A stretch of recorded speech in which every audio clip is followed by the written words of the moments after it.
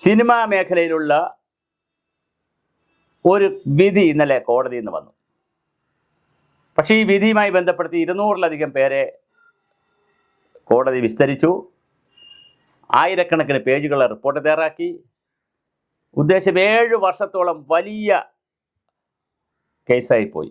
രാമൻപിള്ളയെ പോലുള്ള വലിയ ക്രിമിനൽ വക്കീലുകളിലെ കുലപതി, മള്ളൂർ കഴിഞ്ഞാൽ 1000 രൂപയും മള്ളൂരും ഉണ്ടെങ്കിൽ ജയിക്കാം എന്ന് പറഞ്ഞിരുന്ന കാലത്ത് നിന്ന് മാറി രണ്ടാം മള്ളൂരായി നിൽക്കുന്ന, അല്ലെങ്കിൽ രണ്ടാം ആളൂറായി നിൽക്കുന്ന, മള്ളൂർ പിന്നെ ഇവരൊക്കെയാണ് ഇതിൻ്റെ ക്രിമിനൽ ഉസ്താദുമാർ.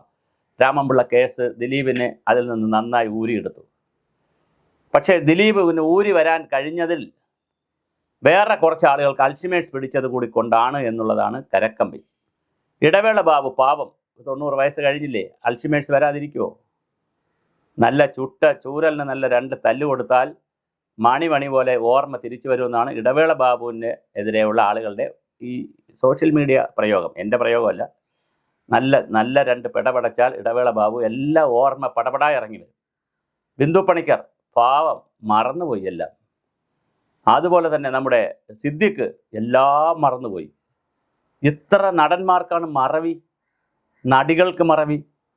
കൂടെയുള്ള ഒരു വനിത, ഒരു അതിജീവിത, ഒരു അതിജീവിതയുടെ ആരോഗ്യം കണ്ടാൽ പോലും എത്രയോ കായികമായി ഭൗതികമായി നോക്കാൻ പോലും എത്രയോ ചെറിയ ഒരു പെൺകുട്ടി എന്ന് പറയാൻ പ്രായം നോക്കിക്കഴിഞ്ഞാൽ അത്ര സൈസേ ഉള്ളൂ.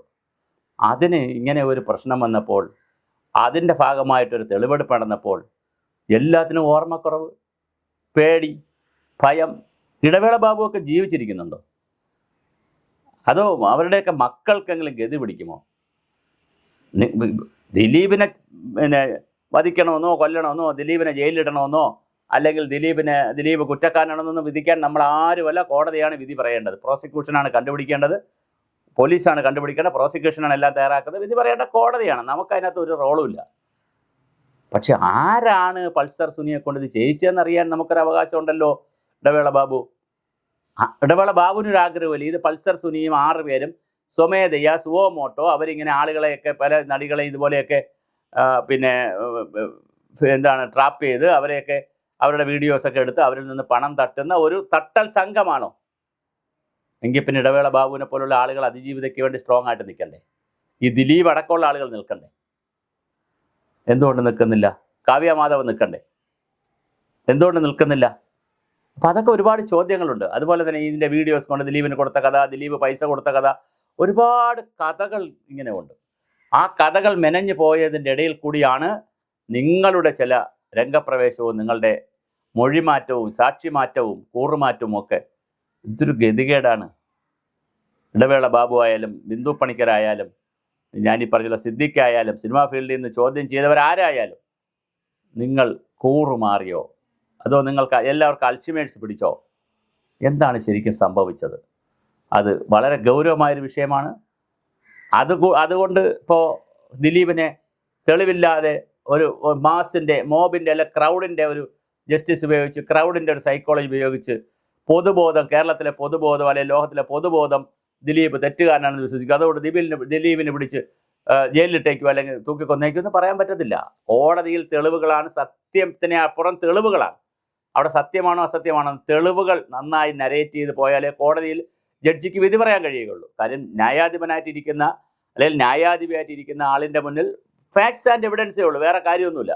ഈ facts, evidence and rule of the land, ഈ രാജ്യത്തെ കോൺസ്റ്റിറ്റ്യൂഷനും ഈ രാജ്യത്തെ നിയമവ്യവസ്ഥയും എന്താണ്, അതിലെന്തൊക്കെ പറയുന്നു, അതിനനുകൂലമായി എന്തൊക്കെ തെളിവുകളുണ്ട്, അതിലെന്തെങ്കിലും ആ തെളിവുകൾ നോക്കുമ്പോൾ നമ്മുടെ റൂളിനെതിരായിട്ട് വല്ലതും ചെയ്തിട്ടുണ്ടോ എങ്കിൽ ശിക്ഷ, അടുത്ത റൂളുകൾ പറയുന്നു ഇന്നതാണ് ശിക്ഷ.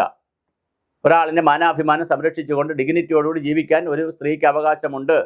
ഇനി തെളിവുകൾ നിരത്തുമ്പോൾ അതിനെ ഖനിച്ചിരിക്കുന്നു, അടുത്ത ശിക്ഷ. അപ്പം 3 കാര്യങ്ങളേ ഉള്ളൂ കോടതിയിൽ. ഒന്ന് ഫാക്ട്സ് ആൻഡ് ഫിഗേഴ്സ്, നമ്പർ 2 എന്ന് പറയുന്നത് റൂൾ ഓഫ് ലാ, നിലവിലെ നിയമങ്ങൾ എന്താണ്, മൂന്നാമെന്ന് പറഞ്ഞാൽ അതിൻ്റെ ചട്ടം, അതിനനുസരിച്ചുള്ള പെനാലിറ്റി എന്താണ്. ഇത് 3 കാര്യമല്ലേ ഉള്ളൂ. പക്ഷേ നിങ്ങളെപ്പോലുള്ള ആളുകളുടെ ഈ കൂറുമാറ്റം വലിയ സംശയത്തിനിടെ നടക്കുന്നു. പണമാണോ നിങ്ങളെ സ്വാധീനിച്ചത്? ഭയമാണോ? സിനിമ കിട്ടില്ല എന്നുള്ള ഭയമാണോ? എന്താണ് നിങ്ങളെയൊക്കെ നയിക്കുന്ന ഭയം? നിങ്ങളെ കൂടെ ഉള്ള തന്നെ ഒരാളിന് ഇങ്ങനെ സംഭവിച്ചപ്പോൾ നിങ്ങൾ എന്തിനാണ് ഇങ്ങനെ കൂറുമാറുകയും സാക്ഷി മാറുകയും മൊഴി മാറ്റി പറയുകയും ഓർമ്മയില്ല. ഇടവേള ബാബുവൊക്കെ പറഞ്ഞു കേട്ട സങ്കടം തോന്നും. ഓർമ്മയില്ല എന്ന് കാര്യങ്ങൾ. നിങ്ങൾക്ക് എന്താ, ഞാൻ ചോദിച്ചില്ലേ, അൾഷിമേഴ്സ് ആണോ? അപ്പം അതല്ല, ഒന്നുകിൽ ഭയം അല്ലെങ്കിൽ പണം. രണ്ടായാലും കാലം നിങ്ങളോടൊക്കെ മാപ്പ് തരട്ടെ.